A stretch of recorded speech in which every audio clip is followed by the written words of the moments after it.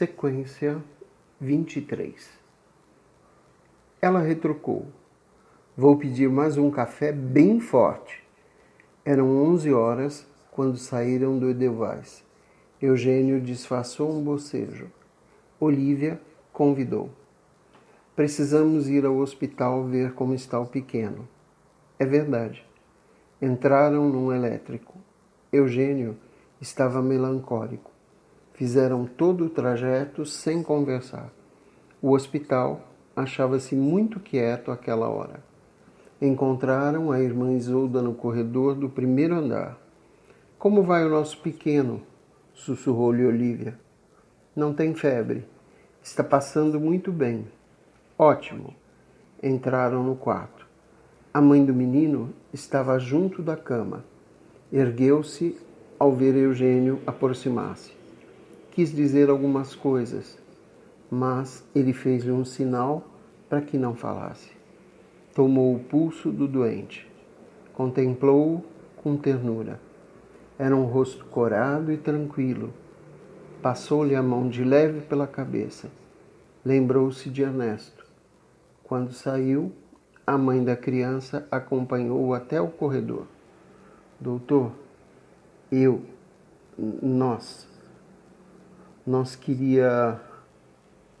A voz trancou-se-lhe na garganta e explodiu logo em seguida num soluço. A mulher pegou na mão de Eugênio e começou a beijá-la. Ora, dona, gaguejava ele, procurando retirar a mão. Esforçava-se por dominar a própria comoção. Envergonhava-se da situação. Olhava para Olívia, pedindo-lhe ao mesmo tempo desculpa e socorro. Decaimentos acompanhou-os até o elevador, gaguejando agradecimentos. No hall do hospital, Olívia e Eugênio encontraram o Dr. Seixas. Olha quem vem vindo aí, exclamou ela alegremente. O Dr. Seixas era um homem alto, barbudo e de ar agressivo. Vestia-se mal e era o médico mais pobre que eles conheciam. Boa noite, doutor, cumprimentou Eugênio. O Dr. Seixas parou e respondeu. Boa noite. A sua voz era áspera, peluda, mas lia-se-lhe bondade nos olhos claros. Olívia pegou no braço de Eugênio e, como quem conta a proeza de um filho precoce, disse: Sabe, doutor, o Eugênio hoje salvou uma criança por um tris, traqueotomia. Se demorasse mais 5 minutos, o pequeno morria. O Dr. Seixas olhou Eugênio da cabeça aos pés, com um ar incrédulo. Ao fim de alguns segundos, soltou uma espécie de ronco, que tanto podia ser de assentimento como de desprezo ou de elogio. Eugênio sentiu-se mal. Para ele, o Dr. Seixas era ainda o doutor barbudo e bravo que ia à sua casa no tempo em que ele era menino, o doutor desbocado que lhe mandava purgantes, remédios amargos e cataplasmas. Me dá o fogo, carniceiro, pediu o Dr. Seixas. Aquela vaca do quarto 17 da segunda classe está de novo com febre. Apanhou os fósforos que Eugênio lhe passara, acendeu um cigarro e botou a caixa no bolso. Tirou uma baforada de fumo e olhou para Olívia em silêncio. Depois, cuspindo no chão de ladrilhos, disse: Nós, médicos, salvamos os outros, mas não podemos salvar-nos a nós mesmos. Fez meia volta e foi-se, sem a menor palavra de despedida. Na rua, Eugênio entregou-se a reflexões amargas. Para que hei de ser hipócrita? Odeio a pobreza. Ter pouca roupa não é vaidade, é uma questão de higiene, de decência. não ter nenhum conforto, andar sempre pensando no fim do mês, parou, dobrou a perna direita, formando um 4. Olha só a sola desse sapato, furada, muito romântico. Olívia sorri em silêncio. As estrelas cintilavam. Eugênio continuou. Não ser ninguém, viver humilhado, caminhava olhando para a ponta dos sapatos. Quando temos dinheiro, pelo menos podemos viajar, comprar boas coisas, esquecer. Mas não ter dinheiro nem nome é o que pode haver de humilhante, pelo menos para mim. Os médicos que já têm fama nos impingem os abacaxis. Os clientes que não pagam e ainda por cima assumem ares protetores. Como única resposta, Olívia tomou-lhe o braço. Quando eu tinha 20 anos, eu queria reformar o mundo, fazer coisas belas, grandiosas. Agora, estou encalhado no Hospital do Sagrado Coração. Um fracasso hoje, um sucessinho amanhã, depois novos fracassos, o fim do mês, o padeiro, o açougueiro, sei lá. Como é que há pouco eu estava tão alegre e agora estou assim? Caminharam alguns passos em silêncio. Depois, com a sua voz clara e caridosa, Olívia disse: Olha para as estrelas, rapaz. Eugênio não olhou para o céu. Olhou para ela, com olhos de quem não compreendia. Olívia, de certo, sofria. Tinha as suas dificuldades, as suas tristezas. Por que é que nunca se queixava? Nunca fazia confidências. Ele queria fazer perguntas, mas a sua timidez o impedia. Por outro lado, era tão agradável aquela situação, tão conveniente, tão cômoda, tão sensata. Nada de alvoroço, nada de declarações piegas, de palavras de amor, nenhum ajuste de contas. Após curto silêncio, Olívia falou. Respondi hoje à carta do Dr. Bellini. Sim? E disseste que aceitavas? Ela sacudiu a cabeça afirmativamente. São só 3 ou 4 meses. Nova Itália deve ser um lugar adorável. E a gente, de quando em quando, precisa de um retiro para consertar as ideias. Sorriu. Que achas? Eugênio sacudiu a cabeça. Não sei, não sei. Tu é que resolves. Eu morreria de tédio numa colina como Nova Itália. Sempre achei essa história de parreiras e colonos e vida simples e não sei mais que, muito bonita em poesia. Uma vez fui com a turma do 5º ano numa excursão pela região colonial italiana. Passávamos um dia em cada lugar. Não queira saber a angústia que eu sentia quando via anoitecer. E note-se que andávamos sempre metidos em festas. A gente foge da solidão quando tem medo dos próprios pensamentos, das próprias memórias. Talvez. Mas se tu soubesses como a solidão nos pode enriquecer. Eugênio encolheu os ombros.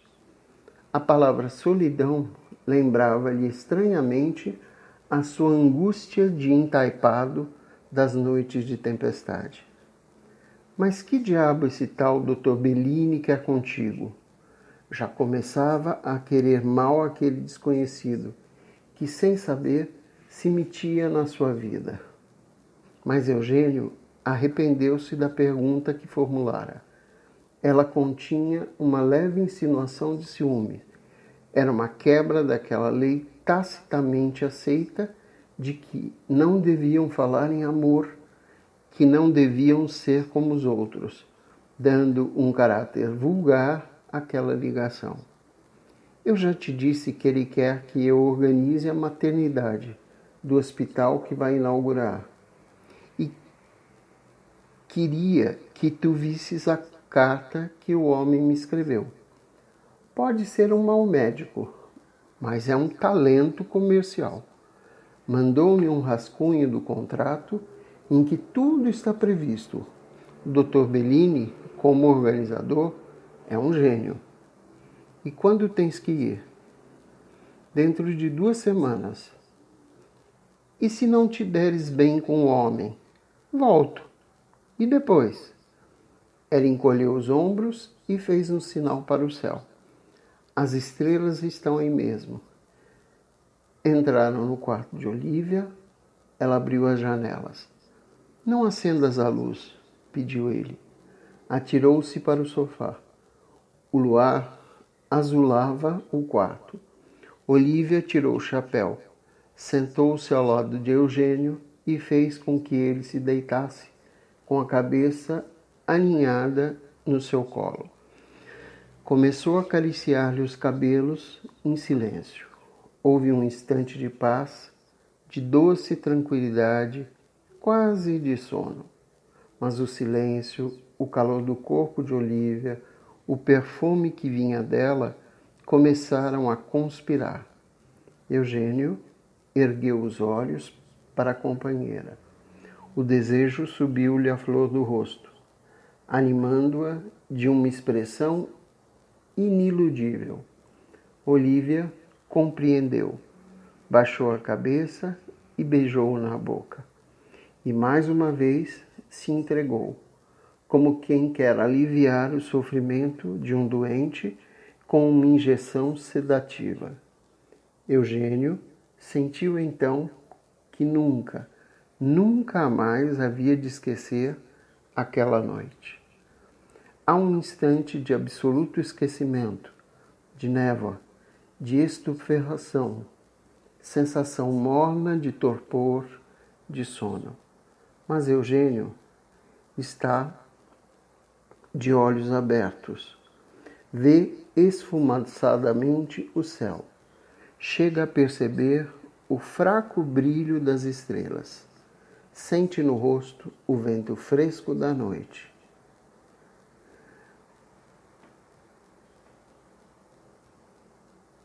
De repente, desperta com a impressão de que o sacudiram pelos ombros.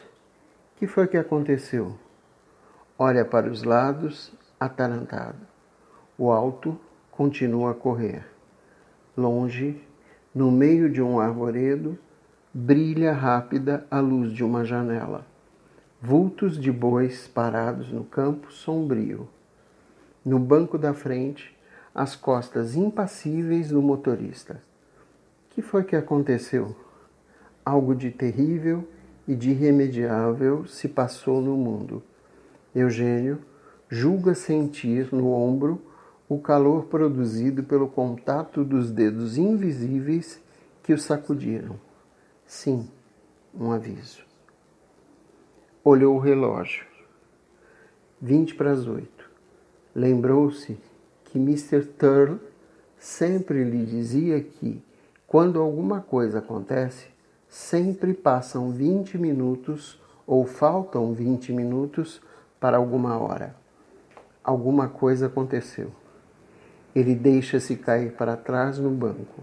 Sim, Olívia deve ter acabado de expirar. O aviso misterioso não pode ter outra significação.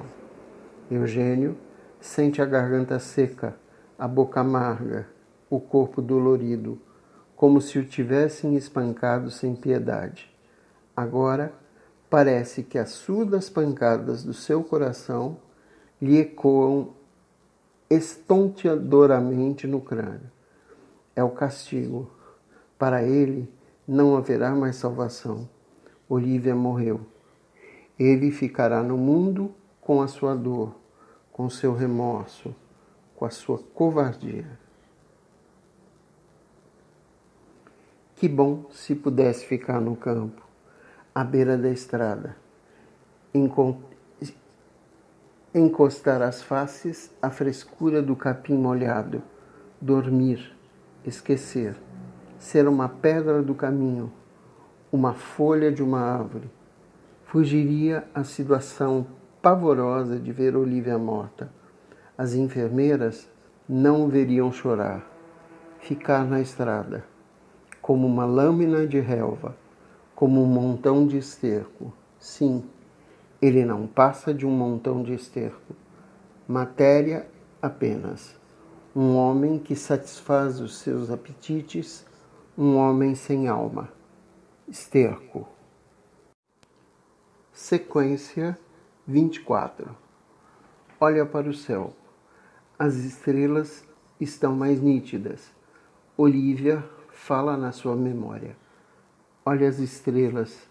Sempre a esperança na vida. Ela sempre dizia essas palavras. Tinham um misterioso sentido. As estrelas eram um símbolo de pureza. Qualquer coisa inatingível que a mão dos homens ainda não conseguira poluir. As criaturas que chafurdavam na lama podiam salvar-se se ainda tivessem olhos para ver as estrelas. Haverá mesmo esperança no mundo? O alto corre. Aparecem as primeiras luzes da cidade longe. O enfermeiro largou o telefone e voltou-se para Eugênio. Temos serviço, doutor. Uma sujeita cortou o pulso e está a esvair-se em sangue. Eugênio ergueu-se, atirou para cima da mesa a revista que estava folheando e gritou: Vamos embora. O enfermeiro apanhou a mala. Saíram. Entraram no carro que os esperava junto da calçada. A corrida começou. A sereia, Sirene, voltava o uivo triste e prolongado. Suicídio? Perguntou Eugênio, que se tinha sentado no banco da frente. Acidente. A voz do enfermeiro veio do fundo do carro. Com um abridor de latas. É a casa do tal Sintra. Gente de família? Qual nada, foi a criada. Não vê que esses ricaços vão se dar ao trabalho de andar abrindo lata? Mundo velho sem porteiro, exclamou o motorista, aumentando a velocidade do auto, com o rosto aberto num sorriso de gozo. Aquilo para ele era uma festa. Tinha sido antes condutor de carro de praça. Vivia às voltas com a inspetoria de veículos, por causa de excessos de velocidade. Agora era diferente. Podia correr à vontade. À aproximação do seu carro, os agentes do tráfico apitavam. Os outros veículos paravam. A rua ficava livre como uma pista de corridas. Ontem, dizia o motorista, fui com o Dr. Tranquedo buscar um sujeito a quem o comboio esmagou o braço na estrada de Canoas. Minha madrinha, nunca vi tanto sangue. O gajo estava branco como papel. Na volta, peguei um negro na estrada. O diabo, de certo, era surdo. Não ouviu a buzina. Foi, paf, e o tipo voou. Travei o carro.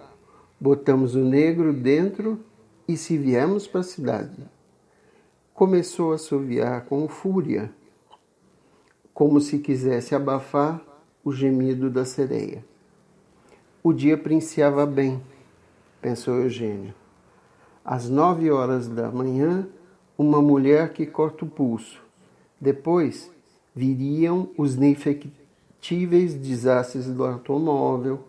Na Cidade Baixa, uma rapariguinha qualquer tomaria Lisol por ter sido abandonada pelo amante, provavelmente um soldado da brigada militar.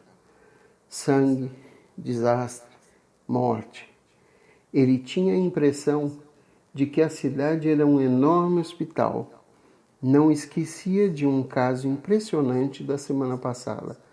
Fora no carro da assistência atender a vítima de um conflito num beco de má fama. Encontrou o homem degolado com um golpe de navalha. Não pôde fazer mais nada. O carro corria. A sereia gemia. O motorista assobiava. Eugênio sentia um vácuo na boca do estômago, uma leve sensação de náusea. Qual é o número? Berrou o motorista. 678, respondeu o enfermeiro. Palpite para o bicho. Eugênio viu um jardim tranquilo, com massas de folhagens verdes, sombras azuladas e zonas douradas de sol. Lembrou-se de Olívia. Havia um mês que ela estava em Nova Itália. Escreveu uma única carta, contando que estava satisfeita e que o Dr. Bellini era o homenzinho mais engraçado do mundo. É aqui. O motorista fez o carro estacar. O jardineiro da casa esperava-os no portão. Fê-los entrar pela porta do fundo. A mulher que se cortava estava deitada numa cama, o sangue brotava-lhe do pulso, escorria-lhe pela mão, pingava-lhe dos dedos. Numa bacia de água, de ágata, ela balia como um cordeiro doente, muito pálida, revirando os olhos de um lado para o outro. Haviam-lhe amarrado um pano com força, pouco acima do golpe. Eu morro, gemia ela. Ai, eu morro. Em poucos minutos, o curativo estava terminado. Eugênio enxugava as mãos que acabara de lavar e dava instruções à cozinheira, uma preta gorda e lustrosa. Falava com voz firme, em tom um pouco paternal. Olhava para o auditório, a cozinheira, a mulatinha camareira e o velho jardineiro. E a certeza da sua superioridade dava-lhe um certo repouso, uma sensação agradável. Surpreendeu-se a usar termos técnicos. Pensou em Olívia, imaginou-a ali a seu lado e, ao ouvi-lo, corou. Então não tem mais perigo? Perguntou a preta com voz untuosa. Façam o que eu disse e tudo correrá bem. Se houver novidades, telefonem-me. Mal terminar essas palavras, notou ali no quarto uma presença estranha, que nos primeiros instantes se manifestou por uma vaga mancha escarlate e uma onda de perfume. Voltou a cabeça. Uma rapariga loura achava-se parada junto à porta, metida num roupão vermelho. Eugênio ficou todo atrapalhado. Balbuciou um cumprimento e imediatamente se sentiu nivelado aos criados. A jovem contemplava-o com indiferença. Os seus olhos revelavam curiosidade fria.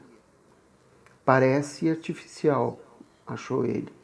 O sol dava-lhe aos cabelos cor de palha um brilho metálico, e ali estava ela muito tesa, como em pose estudada, colorida, irritantemente colorida, contra a porta esmaltada de branco. Capa de revista, refletiu ele. O silêncio foi curto.